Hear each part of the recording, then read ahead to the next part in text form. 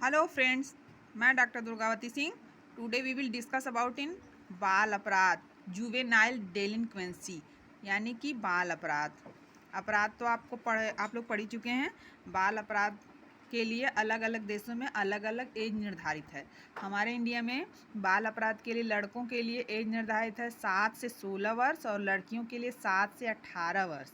बाल न्यायालय अधिनियम बना था 1986 में, जिसमें अमेंडमेंट हुआ था 2000 में, और उसी के द्वारा ये एज का कंस्ट्रक्शन किया गया था। इसमें लड़कों की एज 7 से 16 वर्ष और लड़कियों की 7 से 18 वर्ष के अंदर में अगर ये लोग अपराध करते हैं तो उस अपराध को जुवेनाइल डेलिंक्वेंसी यानी कि बाल अपराध कहा जाएगा। बच्चों द्वारा समाज विरोधी या कानून विरोधी कोई भी गलत कार्य करने को ही हम आप सभी लोग बाल अपराध कहते हैं। इसके लिए कई सारे राइटर हैं, लोग अलग अलग ढंग से अपनी अपनी परिभाषाएं दिए हैं, जिसमें सबसे पहले रेकलेस महोदय हैं। रेकलेस महोदय ने कहा है कि बाल अपराध शब्द अपराधी विधि के उल्लंघन पर एवं अपराधी व्यवहार संरूपण के उस अनुसरण पर लागू होता है जिसे बच्चों और वयस्कों द्वारा अच्छा नहीं समझा जाता है। जो चीज़ समाज द्वारा गलत समझा जाएगा उसी को इन्होंने रेकलेस महोदय ने अपने डेफिनीशन में बताया है और समझाया है, और सही भी है कि बाल अपराध क्या है, जो बच्चों और वयस्कों द्वारा अच्छा नहीं समझा जाता है। जिस गलत कानून का उल्लंघन करना ही क्या है, बाल अपराध है, रेकलेस महोदय के अनुसार। इसके बाद दूसरे राइटर हैं न्यू मेयर। न्यू मेयर महोदय ने क्या कहा है, इनकी परिभाषा छोटी है और इनके परिभाषा में सबसे जो मेन चीज़ है वो निर्धारित आयु है। इन्होंने कहा है कि बाल अपराध निर्धारित आयु से कम आयु का व्यक्ति और समाज विरोधी व्यवहार करने वाला, यानी कि इससे पहले आप लोगों को पता ही चला, ऊपर लिखाया गया था बाल न्यायालय अधिनियम जो 1986 में बना और उसमें अमेंडमेंट भी हुआ 2000 में। उन दोनों के द्वारा एज का कंस्ट्रक्शन जो किया गया है वो लड़कियों के लिए 7 से 18 वर्ष और लड़कों के लिए 7 से 16 वर्ष। तो वही कंस्ट्रक्शन आपको इन सारे लोगों की डेफिनीशन में मिलेगी।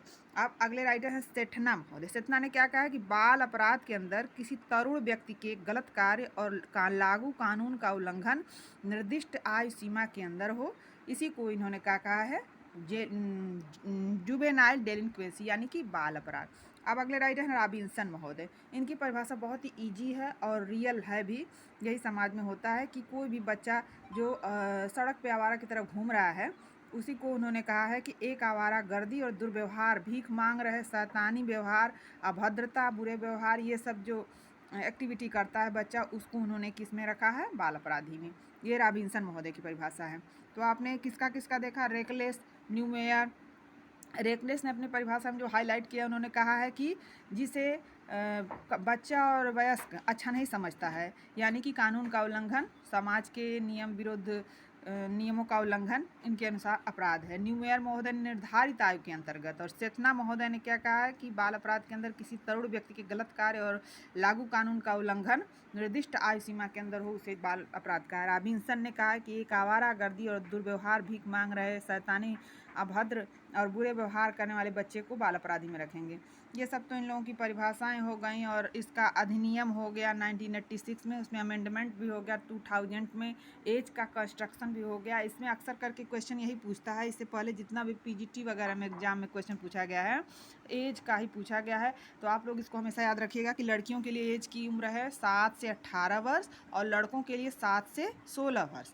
इसके बाद आप देखेंगे कि अपराध और बाल अपराध में अंतर में तो पहले समानता अगर देखा जाए तो समानताएं भी बहुत सारी हैं, क्योंकि अपराध करे या बाल अपराध करे, दोनों में कानून का, समाज विरोधी, कानून विरोधी नियमों का उल्लंघन होता है, चाहे वो बड़ा बच्चा करे या छोटा बच्चा करे। बच्चा ही तो बड़ा होता है, वयस्क हो जाता है। तो यहाँ पे बाल अपराध में समानताएं ये सारी आ जाएंगी। और असमानता में देखेंगे तो सबसे पहली असमानता आपकी आयु वाली आ जाएगी। अभी आपने कंस्ट्रक्शन देखा जो बाल न्यायालय अधिनियम बना।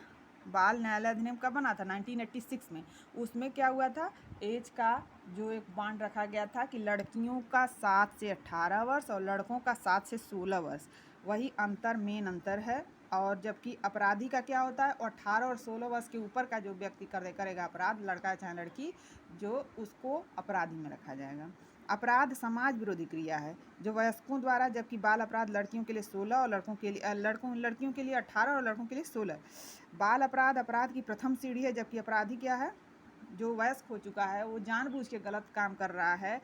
बच्चे तो अबोध हैं, उनका अपराध माफ़ किया जा सकता है, लेकिन जो व्यक्ति वयस्क हो चुका है, अपना सही गलत उचित अनुचित का भान रखता है, उसके बावजूद अपराध कर रहा है, तो उसको अपराधी माना जाता है। वो अपराध की अंतिम सीढ़ी माना जाता है। बाल अपराध अपराध की पहली सीढ़ी है, जबकि अपराध की अंतिम सीढ़ी है। बाल अपराध में छानबीन करने में सरलता रहती है, क्योंकि बच्चा कभी कभी गलत संगत में पड़ जाने की वजह से या गलत लोगों के उसमें आने की वजह से कर देता है अपराध, जबकि अपराधी जटिल घटनाएं करता है, जानबूझ के और प्लानिंग के अनुसार करता है और तथ्यों पर आधारित उसकी घटनाएं होती हैं।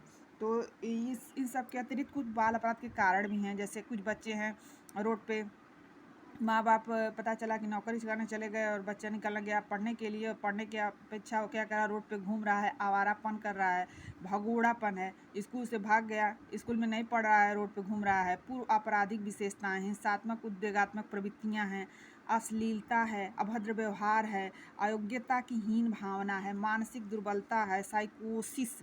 एक बच्चा जब हाइपर एक्टिविटी करने वाला बच्चा हो जाता है, जैसे कभी बहुत तेज चिल्लाने लगेगा, सनकी जैसे व्यवहार करने लगेगा, इस तरह के बच्चे को भी इसमें शामिल किया जाएगा। पारिवारिक दशाएं भी कुछ कारण होती हैं बाल अपराध की। कुछ घरों में बच्चों के माता पिता का आपस में झगड़ना या फैमिली का आपस में एक दूसरे से लड़ाई मारपीट, उन सब का भी दुर्व्यवहार का असर बच्चे पे पड़ता है और उसकी एक्टिविटी कैसी होने लगती है, हाइपर एक्टिविटी।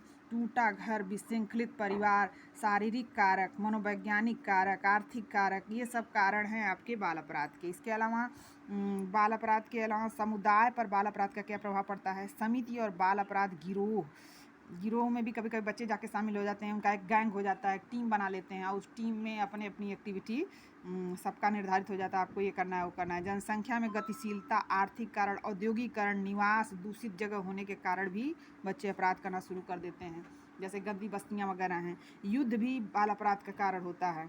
इसका अलग अलग डाटा निर्धारित किया गया है। 1981 में 26% और जबकि 1991 में 10 साल बाद किया गया तो 30.8%, जबकि 2001 में 33.3% निर्धारित किया गया।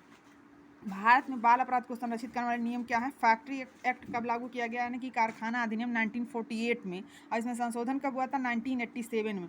अब हमको सिर्फ एक्ट याद रखने की जरूरत नहीं है, बल्कि उसमें अमेंडमेंट जो हुआ है उसको अपडेटेड रखने की जरूरत है, तब आपको पता चलेगा कि उसमें क्या सुधार हुए थे, क्या उसमें संशोधन हुए थे। संशोधन वाले क्वेश्चन भी ज़्यादा पूछ रहा है। और फैक्ट्री एक्ट 1948 में, उसमें संशोधन हुआ 1987 में। और Hindu adaptation and maintenance act, जिसको बाल दत्तक ग्रहण मतलब पुत्र को गोद लेने वाला जो है, उसको कब लागू किया गया था, हिंदू माइनॉरिटी, इसको किया गया था 1956 में, जो कि महिलाओं के जितने दुर्व्यवहार वाले अधिनियम बने थे उसमें इसको शामिल किया गया था, हिंदू दत्तक ग्रहण एवं भरण पोषण अधिनियम। द ऑर्फनेज एंड अदर मतलब अनाथालय वाला अधिनियम 1960 में लागू किया गया था। इसके अलावा और भी कुछ अधिनियम है, उसमें आपके अपराधी परिवीक्षा अधिनियम 1958 में, प्रोबेशन ऑफ अफेक्शन 1958 में लागू हुआ था। चाइल्ड मैरिज यानी बाल विवाह निरोधक अधिनियम 1929 में, इसे हरबिलास शारदा के प्रयास से शुरू किया गया था, इसलिए इसको शारदा एक्ट भी बोलते हैं। इसके द्वारा लड़कियों की और लड़कों की शादी की उम्र का निर्धारण किया गया था। इसमें संशोधन हुआ 1979 में। 1929 में जो बना था तो उसमें लड़कियों की 15 और लड़कों की 18 वर्ष निर्धारित की गई थी, जबकि उसमें अमेंडमेंट 1979 में हुआ, जिसके द्वारा लड़कियों की 18 वर्ष और लड़कों की 21 वर्ष निर्धारित की गई उम्र की। बाल श्रम प्रोबेशन ये सब कब लागू किया गया, ये अधिनियम लागू किया गया 1986 में। और the infant milk substitute feeding factors and infant food act 1992 में, जबकि the pre natal diagnostic technique act PCD&DT act, प्रसव पूर्व जांच तकनीक 1994 में, the persons food disability act यानी कि असमर्थ व्यक्तियों के लिए 2016 में नया एक्ट बना दिया गया 1999 में। नौकरियां विकलांग कोटे में आपको मिलती हैं, जैसे ए ग्रेड वाले में 3% मिलेगी, बी ग्रेड वाले में 4% मिलेगी, आप तक तो यही मिली है। तो आपने आज पढ़ा जुवेनाइल डेलिंक्वेंसी यानी कि बाल अपराध। तो बाल अपराध के लिए आपको तो पता है अलग अलग देशों में अलग अलग एज निर्धारित है। हमारे इंडिया में क्या निर्धारित है? हमारे इंडिया में 7 से 16 वर्ष लड़कों के लिए और 7 से 18 वर्ष लड़कियों के द्वारा किए जाने वाले अपराध को बाल अपराध कहेंगे। और इन सब के लिए जो सरकार के द्वारा एक्ट लागू किया गया, इसमें से निश्चित रूप से अगर पीजीटी एग्जाम आप देते हैं तो 1-2 क्वेश्चन श्योरली आएगा। आप इन सबको लिख के रट डालिए, याद कर डालिए, आपके लिए बहुत बेनिफिशियल होगा। और जो भी कॉम्पिटिटिव एग्जाम की तैयारी कर रहे हैं बच्चे सोशियोलॉजी से रिलेटेड, चाहे यूजीसी नेट की हो, हायर की हो, पीजीटी, जीडीसी, जीआईसी, तो उन सब के लिए बेनिफिशियल होगा। तो इसी तरह आप लोग पढ़ते रहिए। माँ शारदा आपकी मनोकामना पूर्ण करें। अपने गोल की तरफ आगे बढ़ते रहिए, मेहनत करिए। इसी शुभकामना के साथ आज के लिए इतना ही। That's all. Thank you very much.